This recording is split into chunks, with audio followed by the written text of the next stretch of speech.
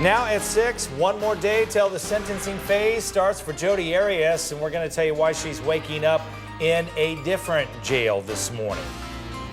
And good morning, I'm Javier Soto outside of Tempe PD, where they are looking into an ASU student who was so drunk he ended up in critical condition. We'll have details coming up. And it's definitely not a good time to be inside with no AC, where people at one apartment complex have been dealing with this ordeal for weeks. Yeah, good morning, everybody. It's 6 o'clock on this Tuesday morning. I thought yesterday was really warm. It looks like we're going to be kind of in the same boat today. Yeah, we're in for it, at least for a little while. This can be very dangerous, especially this time of year, because we're not quite acclimated to these temps. Yeah, exactly. We're usually in the mid-90s, but we've been in the triple digits now for a couple of days. We're going to head back there today. In fact, this morning we are starting off even warmer, so we might get into that triple-digit territory even earlier in the afternoon than we did yesterday. Take a look right now. We've got 76 degrees downtown, 76 at Tempe, and 79 right now in Scottsdale. We're only in the upper 70s for Deer Valley as well, and 78 for Peoria. Chandler, you're at 75. We're going to go with 89 by about 10 o'clock this morning. By lunchtime, 95. That's already above average for us for an afternoon high for today's date, but we'll keep climbing to about 102 this afternoon. Mostly sunny, very light winds, not even a breeze to help keep you cool this afternoon. You got to be careful. Gina, you mentioned it earlier, wearing some sunscreen. Yeah. Always a good time this time of year. We've also got an ozone health watch out for today. Okay. So if people need to put gas in their cars, it's helpful if they do it after dark. Okay, good to know. Good information. You know what? We're easing into the rush hour. Like it or not, here we go. And it always starts, it seems, on the west side of town. Let me show you what our sensors are showing us on that I-10. Average speeds have dropped into the 30s on the eastbound side, anywhere from 83rd Avenue in through about 67th Avenue. Thank you very much, Gina. A night of drinking has the Tempe Police Department looking into this matter very closely. Yeah, and as Javier explains now, the underage student was beyond drunk. This is dangerous, Javi. Yeah, it is dangerous considering that 19-year-old student ended up in critical condition. Now, we know last week was the end of the semester for ASU. Many students over the weekend took part in plenty of parties. However, not all students ended up in the ER like this one. Let's backtrack a little bit. Now, according to Tempe Police Department, that 19-year-old went to a party over the weekend and took part in a shots competition. Now, at that point, that student had upwards of 20 shots of tequila, and then at some point, the ASU student went into shock and turned blue. Now, his friends drove him to another friend's house to drop him off. That friend then realized that something just wasn't right. That student was driven to St. Luke's in Tempe, where they dragged him inside the ER, put him in a wheelchair with a Post-it note that said he had too much to drink. Now, fortunately, some hospital workers noticed him and rushed him in. They ran some testing and found out that kid had a blood alcohol content of 0.47. That is 5 times the legal limit. At that point, that's when Tempe Police has now stepped in. They are now investigating this matter. We will try to speak with them coming up in the next hour about possibility of some charges for either that student, maybe underage drinking, as well as his friends who drove him to the hospital. The kid is lucky to be alive. Yeah, exactly. Absolutely. Javi, thank you. New overnight search is underway for 33 workers trapped in a collapsed Indonesian mine. It's the world's second largest copper mine and is owned by Phoenix-based Freeport-McMoRan. Reuters is reporting that at least 3 people were killed. No word on what caused the collapse as of yet. It is 4 minutes past the hour. We are getting a look at new pictures this morning taken inside the home of a Valley teenager who police say was making bombs. It was a cleaning lady who found one of the bombs last week. We told you about it here on Good Morning Arizona. She took it to a nearby fire station. Well, inside that home, police found 6 small canisters, jars, tape, gunpowder, and a CO2 cylinder. Joshua Prater, a senior at Marcos Deniza High, was arrested. He is out of jail this morning on bond, and police say he never made any threats toward his school, but he could still get years in prison for those bombs. All right, we've got a wild story to share with you this morning, and it may have been a crime of passion. 2 shooting scenes, including one inside the ER of a hospital. Police say it started with an argument between a man and a guy he used to date. And it started last night near the I-17 in Thunderbird. Police say the suspect showed up at a Jamba Juice store where his ex-partner works. The two went to the back parking lot. They got into an argument. That is when police say the suspect shot his ex in the neck and hand. He is in critical condition. The story doesn't end there, though. Police say the suspect then drove to John C. Lincoln Deer Valley Hospital, went to the waiting room of the ER and shot himself. He survived and is also in critical condition. The death of a Valley High School student is under investigation as classmates mourn the loss of their friend. 17-year-old Andrew Arianis died playing a game over the weekend. That game is called Fugitive. It involves a chase through a neighborhood with some players in vehicles and others on the ground. Andrew was riding on the back of a moving pickup when he fell out. His friends are leaving candles and messages behind at the corner where it happened. He was just a good kid, always funny, made everyone laugh. He was always positive. It's crazy that he's gone. It's not real. It hasn't hit anyone yet. It's crazy. Yeah, it really is. And Andrew was going to be the starting quarterback for Valley Vista next fall. Surprise police say they are still looking into exactly what happened. We, the jury, duly impaneled and sworn, in the above entitled action, upon our oaths, do find the defendant as to count 1, first-degree murder, guilty. It's been nearly a week since Jodi Arias was found guilty of first-degree murder, and tomorrow, the next phase of her trial gets underway. In the meantime, Arias is no longer on suicide watch. She is at the Estrella jail this morning, waiting for tomorrow's sentencing phase. Yetta Gibson is outside the jail with more. Hey, Kaylee, good morning. Yes, she's going to remain at this jail until jurors decide if she's going to spend the rest of her life in prison or if she's going to be sent to death row. That part of the case, as you said, begins tomorrow. Meanwhile, her Twitter account still going. I'm going to read you a tweet that she sent out over the weekend. It said, so Dateline had a story of me last night called Obsession. Boy, they have that right. I was obsessed with Travis. I could not have let him go. That was a tweet she sent out over the weekend. But yesterday, MCSO announced Arias was no longer on suicide watch. She's in a cell all by herself. Sheriff deputies tell us Arias will only be allowed out of that cell for 1 hour every day. She can only make a phone call and take a shower. We're also learning jurors had a last-minute question for the judge right before they read the verdict. Court records don't reveal what that question was, but they show Arias and her attorneys were in the courtroom to hear that question, and then they left. An hour later, Arias returned. She was looking calm, and that's when the jury delivered the first-degree murder verdict that nearly brought her to tears. I'm sure you remember that. Now, back to her Twitter page. It was shut down soon after that verdict was read. We understand that page went back up last night, and she did send out a late-night tweet. We're going to tell you what that tweet is coming up at 6:30. Kaylee, back to you. All right, Yetta, thank you very much. I know that Twitter account has been up and down and up and down. We're trying to keep track of it, so thank you. You're welcome.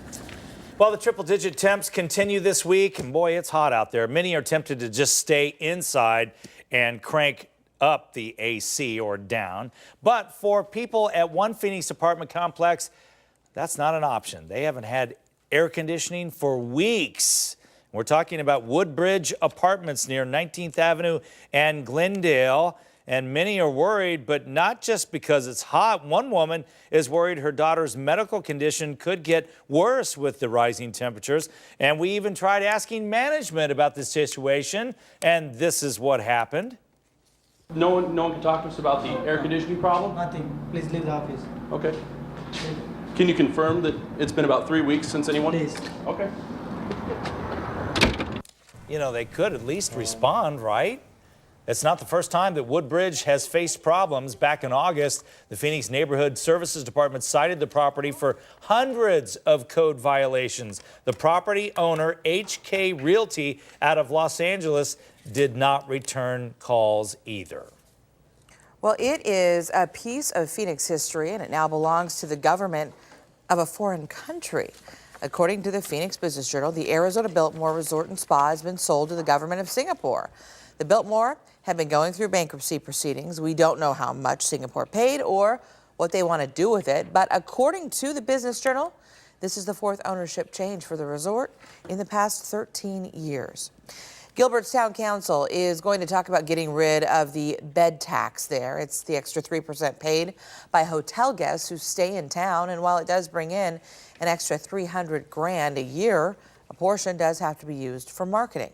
And some on the council say that's on hotels, not the town. Speaking of the Biltmore, it's so fun to go over there at Christmas time. Oh, yeah, any with all time the of year, but lights When sit they there do around the the Christmas tree lighting fireplaces. Yes, it's ceremony. beautiful. Yeah, it is. And fun to golf there, too, and look at all the rich people. And dream. Hey, the interesting amenities you may soon find at a hotel near you. Plus, how new advancements are changing the way women get treated for breast cancer. And the heat is on. Coming up next, I'm going to let you know just how long these triple digits are going to stick around. Stop, girl. You know I love it when you get to shine on.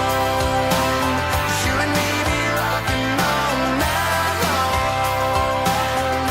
Summer sky dripping rhinestones turn your body light. You woke me up singing, get up, hey. 'Cause it's a good morning. Wake up to a brand new day this morning. We're so glad you're waking up with us right here on Good Morning Arizona. I hope that song puts you in a good mood. Hopefully, our staff here does the same thing for you. 6:14, a live look at the East Valley commute. I-10 and Ray Road here in Ahwatukee, typically one of the busiest spots in all our morning commutes. Still nice and quiet. We have not moved into the rush hour here in Ahwatukee. Really, the entire East Valley freeway system still in green conditions, looking like this right now. So let me give you a round-robin look at the rest of our freeways. We are starting to see slowing on the west side. I-10 right around 75th Avenue is where you're going to see a tap of the brake lights there. But in the North Valley, we're still in green conditions here, not only in that 101, but the I-17. But while we're in this part of town, I do want to mention, ASU West is up here in the northwest part of town. The universities, the community colleges are already out of class, and so that is making for a lighter than normal commute. So that's some good news as we head into our summer traffic patterns. But April, we're still, the elementary, high school, junior high kids still in school for the next week or two. Normally when my son comes home from school, drops the book bag, runs outside with the soccer ball, and within 5 minutes they were back inside saying, can I have some water? Yeah, we tend to underestimate the heat this time of year, the first couple of days that we're heading into it. But today we're going to be likely almost as warm as we were yesterday afternoon. So drink extra water. Put the sunscreen on the kiddos as they head out this morning for sure. We've got a little bit of a breeze developing this morning. At 6:15 right now, your temperatures are in the upper 70s, low 80s, and winds, they're somewhere between about 5 and 10 miles an hour, just enough to get that flag flapping out there. Your midday planner shows that over the next couple of hours, we're going to warm things up very fast. By lunchtime today in Cave Creek, about 93. Abundant sunshine today, which is going to lead to another warm one, about 95 just by midday in Chandler. Fountain Hills, 94 and mostly clear, and Peoria really heating things up fast, about 96 by lunchtime in the West Valley. Across the state right now, we're at 71 in Tucson, 63 at Globe, and 59 in Show Low. Tucson, by the way, had a few sprinkles this morning. We're going to show you that on our radar in just a moment. 44 at Flagstaff. A little more mild this morning in the high country thanks to some overnight cloud cover and the fact that we warmed it up a little more yesterday afternoon. Sedona, 66. Sedona expected to top out in the 90s today. All right, our satellite and radar this morning shows we've got a little bit of light shower activity. The radar really kind of overstating what's actually making it to the ground. Our air mass is pretty dry over Arizona, so not a lot that's making it to the ground, a lot evaporating beforehand. That's what we call virga, but we're getting some light sprinkles in southern Arizona, and where this is coming from is an area of low pressure, a stubborn area of low pressure that's been sitting off to our south for several days now. This is going to stay in place today, and so the circulation around that helping to bring in a little bit of moisture into southern and eastern Arizona, but it's not going to bring anything for the deserts today. We're going to be hot and dry. This high pressure area sitting over the west is really going to be our dominant weather feature over the next couple of days. This low pressure system is going to swing by to our north. That again is not going to bring us any rain in Arizona, but what it will change for tomorrow is that we're going to see the winds pick up a little bit, especially during the afternoon hours tomorrow. Here in the valley, 10 to 20 mile an hour winds tomorrow. Should be much less than that today. It's going to be hot though. 102 for an afternoon high for Chandler and Tempe, 101 today in Gilbert and Mesa, and 100 your high for Queen Creek, about 98 for Apache Junction. Your future forecast is showing these temperatures for about 4 o'clock. That should be our hottest part of this Tuesday. 102 downtown, 101 for Ahwatukee and Glendale, and 102 today for Avondale, 98 your high for Anthem, and 100 for Scottsdale, 102 today for Surprise and Buckeye, 101 for Litchfield Park, and about 103 for Goodyear. 103 was our official forecast, or our official high that we saw yesterday afternoon. So that looks like the hottest of it, although it's going to be close today at 102. For tomorrow, 100 and breezy, 100 and more sunshine for your Thursday. April, thank you. New advancements in breast cancer treatment are giving women more options. For years, the choice was whether to remove just the cancerous lump or the entire breast. And now, more women are getting chemotherapy or hormone treatments before surgery to shrink large tumors so they can have, or I should say, save more breast tissue. Others are having breast reconstruction at the same time their cancerous breasts are removed to avoid several operations down the road. Angelina Jolie has made a surprising announcement as we wake you up on this Tuesday morning, revealing she had preventative double mastectomy surgery last month, and she decided to be proactive because of a family history of that disease and what she calls a faulty gene. Doctors estimated she had an 87% chance of developing breast cancer before her surgery. And she says she's coming forward to encourage women to get gene tested, be informed, and know that there are options out there. Well, hotels are scrambling to add amenities to set themselves apart from the competition. Then gas prices are higher. How much higher? Are we going to see them here locally? Well, let's ask Jane King. She is live for us from the New York Stock Exchange with more. Hey, Kaylee. Good morning. And no doubt you've noticed that gas prices have been going up. We have seen oil prices on the way up lately, and also there have been some refinery outages on the West Coast that's disrupted supplies.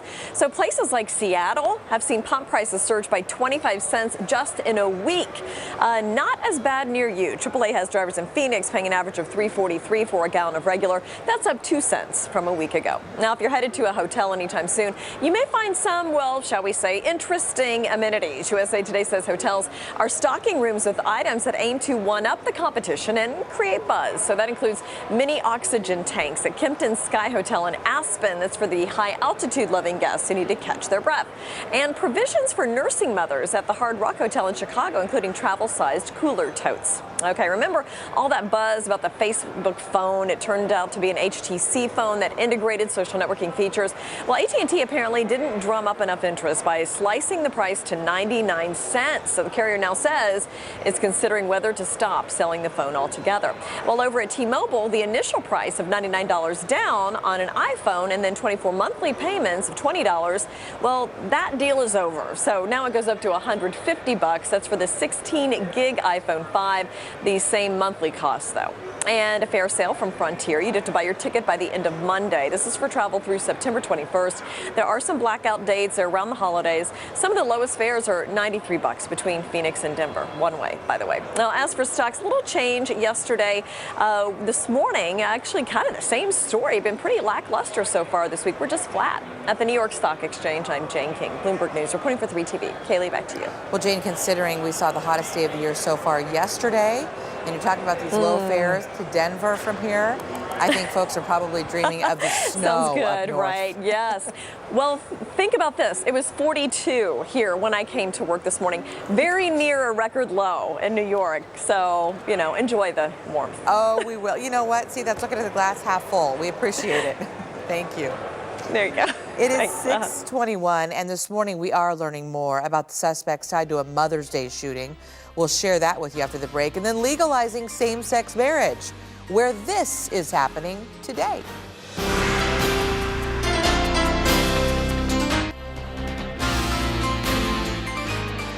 Police in New Orleans say they have identified one of 3 gunmen who opened fire at that Mother's Day parade, and they're looking for this man, 19-year-old Aiken Scott, who they say is shown in this surveillance video, and authorities credit several people calling tip lines with help identifying him. Aiken reportedly has a criminal history, including possession of a firearm. 19 people were hurt during the shooting on Sunday, including 2 children. Philadelphia abortion doctor accused of killing babies after they were born could now face the death penalty after he's found guilty of first-degree murder. The allegations of the case are absolutely horrendous. Dirty procedure rooms, blood-stained equipment, and babies killed after they were born. And one of Dr. Kermit Gosnell's former patients says she still thinks about what she went through 6 years ago. In Pennsylvania, like many states, abortions are illegal after 24 weeks. Cleveland police are coming under fire for the way they handled the case of Michelle Knight. She is one of the women who Ariel Castro is accused of kidnapping. And unlike the other two victims, Knight was an adult when she went missing. So detectives closed her case only 5 months after she disappeared and after police couldn't find her family. Here in Phoenix, missing person cases are not closed until the person is actually found. And that's something one Phoenix advocate for missing persons is fighting for other agencies to adopt. I'd like to see legislation passed that makes a uniform protocol for everyone to follow, and then we will see less people fall through the cracks like Michelle Knight did.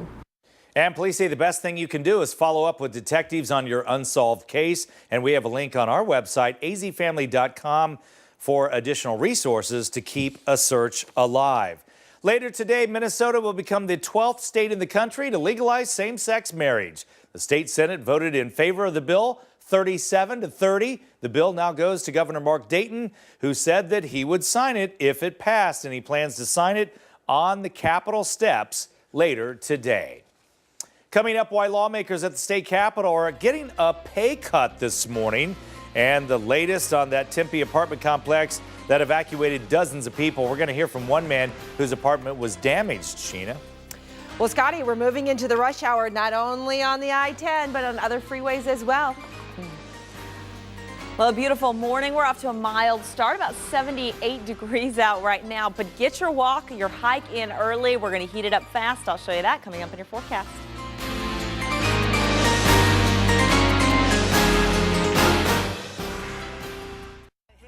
Here we go. Come with me. There's a world out there that we should see. Take my hand. Close your eyes. Good morning, Arizona. Welcome back at 6:30. We are already at 78 degrees. A little bit breezy. Winds are out of the east at 9 miles an hour. It's very dry, though, so we can say, hey, but it's a dry heat. 17% relative humidity. You're going to be saying that this afternoon. You're going to be saying whatever you can to comfort yourself when we get up to 102 degrees. By the way, you're looking at a beautiful live view from the chopper flying over Tempe Town Lake. And I Beautiful. You're not allowed to swim in it. Too bad, because today would be a nice day to jump in a lake. You can if you accidentally fall out of the boat. Yeah, there you I go. just hate when that happens. April, thank you. How we doing, Gina? Okay, well, you know, with the higher temperatures comes actually a lighter summer pattern for traffic, so that at least there is some good news when the heat comes along, because right now the universities are out, along with the community colleges. In about a week and a half, all of the schools are going to be out on summer break as well, but we're already seeing lighter than normal traffic. On the I-10, this is the slowest freeway on the west side. Eastbound, you're going to see slowing from 83rd Avenue in through about 59th Avenue, but average speeds only in the 30s. I-17 now, right around Metro Center, though, also easing into the rush hour. That's the slowest spot of that commute as well. Tomorrow, jurors are going to be back in court for the next phase of the Jodi Arias case, 1 week after finding her guilty of first-degree murder. And now we learn Arias has not stopped tweeting even after the verdict. Yetta joins us live with more. Well, you can't stop tweeting after you go to jail, right? Jodi Arias is going to remain here until she's back in court tomorrow for the next phase of her trial. In the meantime, you may remember her Twitter account was shut down after the verdict was read. Well, it is back up, and she tweeted this late last night, quote, "Any donations to my family or me are made only at," and she has a link to her website. "Any other source asking for donations is fraudulent. Thank you."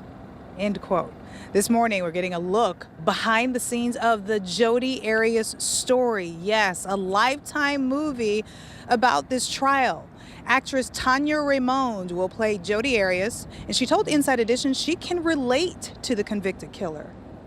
I know what unrequited love feels like, and I know what it feels like to lose someone that you love really desperately. And I know what it feels like to make a mistake that you regret. Well, the Jodi Arias story on Lifetime is scheduled to air next month. Back to you guys. Gosh, she looks just like her, Whoa. Yetta. Exactly. I haven't seen her. Oh I'm my so gosh, mad. it's I want to really see her close. so Yeah, bad. they could be sisters. Thank Well, you. a lot of folks are going to be tuning into that just as they have this trial. I'm sure Oh, that's yeah. going to get high ratings too. Thank you, Yetta. New details about the mysterious death of a Valley millionaire's girlfriend.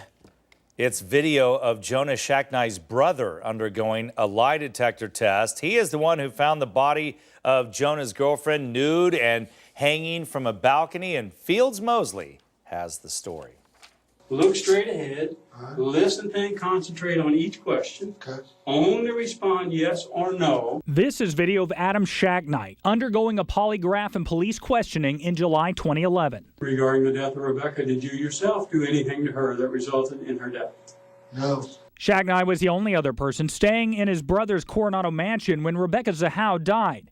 He found her bound by her hands and feet and hanging from a second-story balcony. So I went around the back into the house, which the door was open. I got a knife from their butcher block thing, came back out, cut her down, and probably called 911 shortly thereafter, if not before. This interview took place about 12 hours after that call. Zahau was the girlfriend of Adam's brother, Jonah Shacknai, who owned the house. Jonah Shacknai's 6-year-old son, Max, fell from this balcony 2 days earlier and died at the hospital. Does it seem to you like it's a suicide then at that point? Yes, absolutely, because I thought she was there when Max got hurt, supposedly. Maybe she just can't live with it. I've never been in that situation. I'm not going to say that I could, especially if it was someone else's kid. Adam Shacknai was never called a suspect, and the results of his polygraph were inconclusive. You could have done a whole lot worse on the test. Could have done a whole lot better, too. Investigators ruled Zahau committed suicide weeks after her death, but her family has never agreed with that, and their attorneys filed a lawsuit last week to force the release of more evidence in the case. We now know the name of a Valley mother killed on Mother's Day. It happened across the street from her apartment at 13th Street in Northern, and police are saying 41-year-old Alam Awad was not in a crosswalk when a driver hit her and 2 of her kids, ages 8 and 3. She and her husband have 8 children total, 4 girls, 4 boys. The family tells us the 3-year-old is still recovering in the hospital. The 8-year-old is back home, and the driver who hit the woman and her kids immediately stopped at the scene. Police say she was not impaired. No charges have been filed. Parents and teachers at Westar Elementary are meeting today as Goodyear police look for this guy. He's accused of trying to kidnap a 12-year-old girl last Friday as she was walking to the school. And he's described as 6 feet tall with a pot belly and whitish blonde hair. He's believed to be in his 50s, and if he does look familiar to you, you are urged to call Goodyear police. Somebody is spraying graffiti over one of the most majestic symbols of our state. At least 16 saguaro cacti on the trail leading up to Rincon Peak in Tucson have been vandalized. Unfortunately, there's no way to clean them up. No one has been arrested, but the saguaro is a protected species here in Arizona, so the vandals are going to be in big trouble if they are caught. Well, if time is money, then state lawmakers better get ticking, because starting today, they're losing a bit of their daily allowance because they're supposed to have wrapped up this year's legislative session. They make $24,000 a year, but get $60 a day during the session if they're not from Maricopa County, and $35 a day if they are from here. Today it drops to $10 a day for locals and $20 for out-of-towners. The state budget is the elephant in the room, keeping them at the Capitol. Governor Brewer's plan to expand Medicaid is splitting Republicans right now. Problems continue this morning for a luxury apartment complex in Tempe. Several folks who live there still cannot go home. Last week, a pipe burst damaging the electrical system. We were given these photos by a viewer living on the 8th floor, which, by the way, is one of the most damaged. And he says he's been moved over to Tower 2 because of problems in his old apartment. They definitely need to look into the structural side of things and hire people to go in and do that. And they're doing that right now. I know that they have engineers and they have a construction team going in and doing all of that right now. West 6th management says progress is being made, and those living on floors 12 through 22 have been allowed to return home as crews have completed the repairs. The city says a third-party electrical engineer will come in to inspect along with Tempe's Building Safety Division. A missing service dog has a Vietnam vet asking for your help this morning. Bill Hembry gets around in a wheelchair, and that's his dog. He needs his 3-year-old Great Dane back. Zoe was still being trained when the wind blew the door open last month, and she just took off. And this happened in Glendale near 59th Avenue and Rose Lane. Zoe was not wearing a dog tag, but she is microchipped, and she had on a blue chain around her neck and a blue collar. They see her, please return her. Please, call me, anything. Just please return her. No questions asked, just return her to me. That's all I ask. Well, hopefully she's going to turn up. If you happen to see Zoe, we've posted more information on our website, azfamily.com. 6:38 now, and tomorrow a VIP jet that once served as an occasional Air Force One will be up for auction. Well, there will be some options if it's going up for auction. It's a DC-9. It's being stored right here in the Valley. So cool. Our news chopper spotted it at Phoenix Mesa Gateway Airport, and it will remain there until it is auctioned off. We've learned the plane was used during the Ford, Carter, Reagan, George H.W. Bush, and Clinton years. It was reportedly one of Nancy Reagan's favorite planes. President Clinton, the last to ride in it. He flew to Buffalo, New York back in '99. I want to show you the inside of the plane now. The bidding opens online tomorrow, starting at $50,000. Not bad. Not like the current Air Force One, but pretty cool. Hey, Sky Harbor Airport about to make a cameo in a hit TV show, and this is absolutely hilarious. Here's a sneak peek.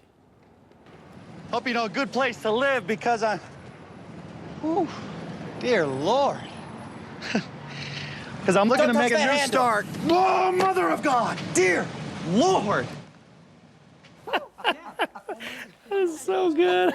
Oh, he is hilarious. That's a clip from the upcoming season of Netflix's Arrested Development. Actor Jason Bateman's character just arrived at Sky Harbor, finding out what the rest of us already know. Just how darn hot it can get here. We can so relate to that moment, right? Oh, dear Mother of God. It's so true on like the hottest days of the year. Poor guy. Welcome to town. Innocent, too. Oh, wow. So glad to be here. Oh, my God.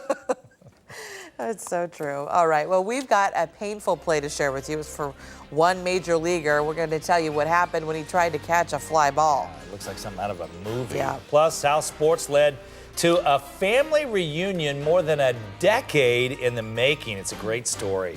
Well, I'm tracking some rain this morning. Could we see any of that here in the Valley? Your Tuesday forecast up next.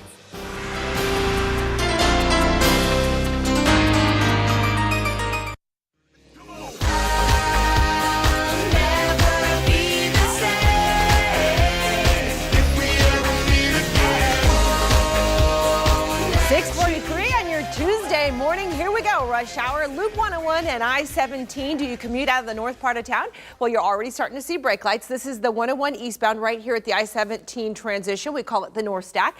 Just to give you reference, those folks are transitioning from that I-17, and then these folks are coming from Glendale, Peoria in that general area. This is the slowest spot about as far as this commute is concerned, but at this point, we haven't full on moved into the rush hour, so the slowing starts to break up around 7th Avenue. All right, we checked in on the west side, the last traffic report, so I thought I'd show you the overview for the East Valley. I-10 not into the rush hour, though we're building volume, especially right around Ray Road. The 101, though, we are now starting to see some significant slowing on that 101 around Ray Road, but once you get to Warner, you are good to go. Now, in the break, I have to say, April, I was peeking over your shoulder and I saw some of those green spots on your Doppler 360. On the Doppler 360, yes, you are correct. Are you going to give us some relief with the rain, maybe? Well, no. I wish that I could, but I won't even tease you with the hope of it. I know. But you know what? Surprisingly, there is a little bit of green on the radar this morning. Let's take you right to the Doppler 360 and show you what Gina and I are talking about here. Right now, across southern and mainly southeastern Arizona, there is this band of what the radar is trying to show us is shower activity, but the light green on radar like this, it's really hard to tell if anything's making it to the ground. So we look for some ground truth, some reports on the ground. We are not getting anything more than a sprinkle or two. And again, we are not talking about the valley. Unfortunately, I know you would love to hear me say today. We've got even some sprinkles in the forecast, but we don't. What we've got is just enough moisture here to create a couple of sprinkles or two. And when we take a look at dew points, they are very, very low, meaning we have dry air in place. It's going to be really hard for anything to make it to the ground. But if you're in this part of the state, mainly areas to the south of town, you're probably seeing some of those cloud buildups and maybe a sprinkle or two. In eastern Arizona, we've got that same setup going on and probably a chance of some isolated showers and thunderstorms this afternoon. Again, areas to the east of town. In the valley, we are going to stay dry and we are going to stay hot. In fact, by midday today, about 93 degrees in Cave Creek. Chandler, another warm one today, 95 for lunchtime. You're going to want to eat your lunch inside for sure today. 94 at Fountain Hills and 96 in Peoria. We are heating things up very fast once again today. We've got low pressure to our south. That's responsible for keeping that moisture in place across the eastern and southern portions of the state, but also high pressure sitting across the west that is keeping us warm and dry here in the deserts. This low pressure area is going to get kicked out of here, leading to drier conditions by tomorrow on, thanks to this area that's going to sweep by to our north. This cold front is not going to come close enough to Arizona to bring us any rain. It's not really even going to bring us much of a cool down, but tomorrow this will drive some stronger winds. Here in the valley, we'll see a breezy day tomorrow, 10 to 20 mile an hour winds, maybe some gusts up around 30 miles an hour. Today, the winds should stay a little bit lighter than that, but it's going to be a warm one. 96, the high for Sedona, about 87 for Prescott, and 85 today for Payson, 95 for Tucson, and 102 for the valley today. Mostly sunny today, partly cloudy tonight to mostly clear. We'll see 76 as your overnight low, so a little bit cooler maybe by tomorrow morning than we have been this morning. Sunny and breezy tomorrow, 100 degrees, and we're going to call for 100 for your Thursday as well. We'll drop into the upper 90s Friday. The weekend offers a little bit of relief, not in the form of rain, but we drop down to the mid 90s. Right fielder number 8, Justin Upton.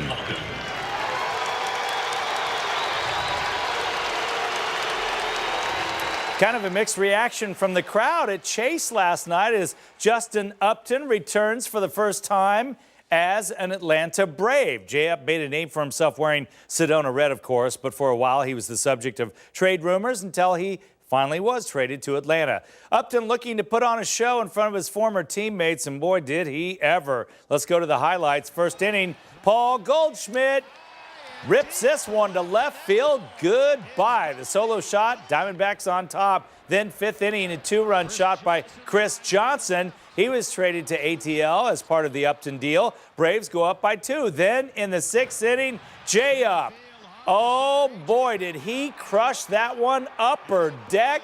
2-run shot, and that's number 13 on the year for J-Up, and he was 4 for 5 at the plate last night as the Braves win it easily, 10-1.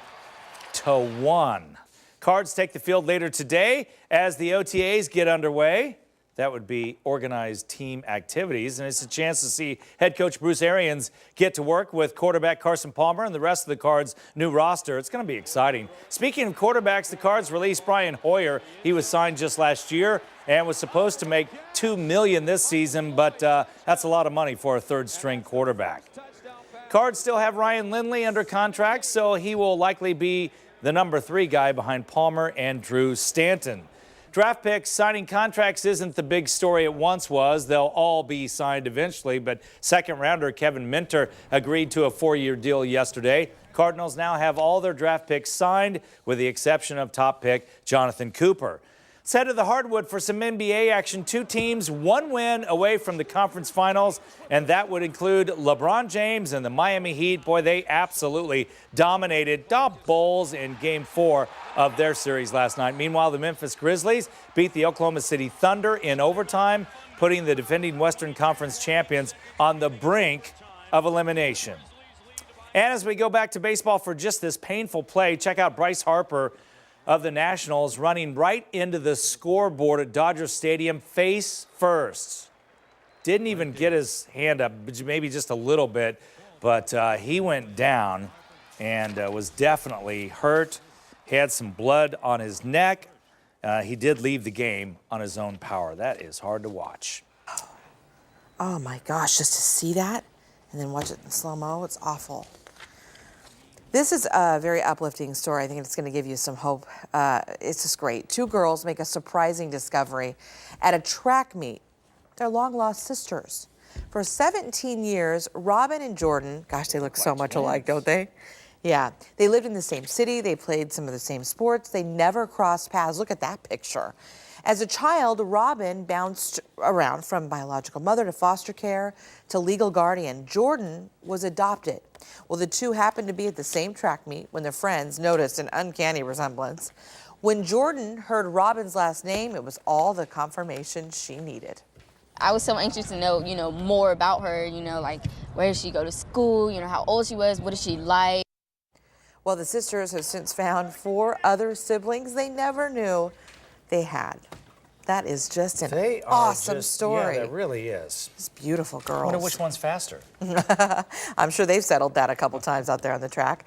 Hey, this is a great story. A Cleveland man now has a long-lasting tribute to the man hailed a hero for saving 3 women who were missing for a decade. Plus, imagine leaving your house and seeing this coming right at you. We're going to tell you where folks are dealing with this kind of weather.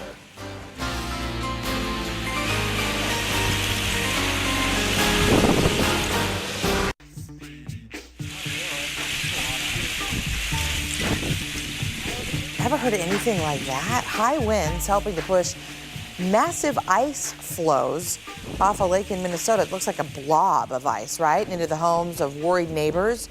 Everyone's calling it an ice tsunami. It's actually called an ice shove, and it happens when high winds push semi-melted ice from lakes onto shore. Minnesota, not the only area impacted either. Up north in Manitoba, Canada, the same weather system caused damages, even destroying more than 24 homes and cabins. I mean, I've never been in a tornado, but I'm going to assume that it sounds something like that. It's just a big roar, and you can see it coming, and you keep thinking, oh, it's not coming any farther, it's going to stop, but it just kept on coming. It would just be freaky. There is some really bad news for homeowners. Many insurance policies do not cover these damages. I've never seen anything like that. No, it's just bizarre. Look how fast it's moving. Yeah, it's crazy. All right, after 146 days in space. That's a long time. A 3-man crew back on Earth. Commander Chris Hadfield and flight engineer Tom Marshburn and another gentleman, Roman Romanenko, touched down in southern Kazakhstan last night. Another 3-member space crew will remain at the station through September. A Cleveland area tattoo artist is honoring the hero behind last week's stunning discovery of 3 women held captive. That right there, the face of Charles Ramsey, tattooed on the leg of a guy by the name of Stephen Munholland. He's a tattoo artist. It's pretty good, right? Took advantage of the free offer by a fellow tattoo artist. Rose says that he wanted to do something special in Ramsey's honor because he says Ramsey is just an average guy who acted in an extraordinary manner. He's kind of like that public figure in Cleveland right now, kind of the voice and the face of it. And he's such an expressive guy. I figured it'd make a great tattoo. He is an expressive guy. I love listening to his sound bites. I don't know about tattooing his face on my leg, though. Wow. All right, last week. I'd rather buy him some Big Macs, because remember all the McDonald's talk? Oh, yeah. Maybe he'll put that on his leg. Big old Big Mac. Most of us know the story, but Ramsey is the guy who heard Amanda Berry screaming for help from that house as he was walking home from McDonald's. He kicked open the door where she had been trapped for 10 years, and that led to the discovery of 2 other women and a little girl who had been held captive there for, again, a decade. Crazy story. It really is. All right, the day's top stories are up next, including Angelina Jolie's shocking decision to undergo a double mastectomy. Do you really think it's a shocking thing to do? I think in her case, because, you hear... She didn't have it. Right, and we're going to explain exactly why she did it. And also, it's the talk of the town, more than $500 million worth of lottery jackpots up for grabs, and it all starts tonight. So, Kaylee, are you feeling lucky today? I am feeling lucky today. Let's do this. I want to be on the cover of Forbes magazine, smiling next to Oprah and the Queen.